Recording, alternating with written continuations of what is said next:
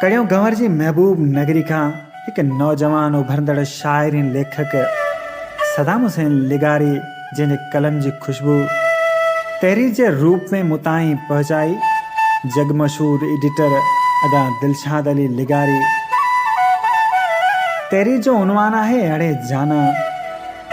जाना तो कॾहिं दिलनि जा शहर वीरान ऐं बर्बाद थींदे ॾिठा आहिनि या वरी कंहिं मजबूर खे छांव जी तड़प में ततल वारीअ मथां डोड़ंदे ॾिठो आहे या वरी उन सतायल खे जेको आधी राति जो उजड़ियल अखियुनि जो चैन सुकून फिटाए गुज़री वियल माज़ी जूं कथाऊं संभारे उछकारूं ॾेई रोईंदो आहे।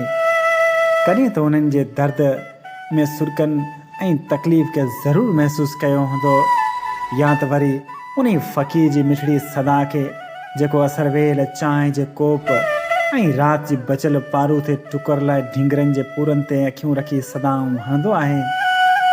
लॻे थो त तूं हिन जी दर्द ऐं तकलीफ़ खां पोइ अणॼाण आहीं।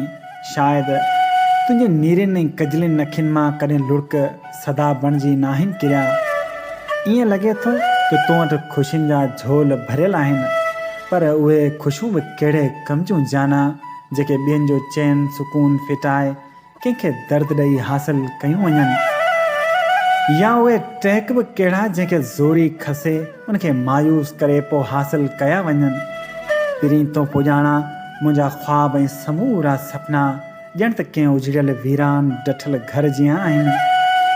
मुंहिंजा ई हीणा हाल कंहिं बि कफ़न ऐं लावारिस लाश जीअं सड़ी रहिया आहिनि जंहिंजे रॻुनि मां मौत हर शइ जो वजूद ख़तमु करे छॾींदो आहे ऐं ख़ाली बेजान जिस्म मिट्टी में सड़न लाइ रहिजी वेंदो आहे। तो बिन जाना मुंहिंजो समूरियूं ख़्वाहिशूं सुबुह जो माग जहिड़ियूं साभियाऊं ॼण त बेरहम वाचूड़नि ऐं ख़ौफ़नाक तूफ़ान में भटकी रहियूं आहिनि।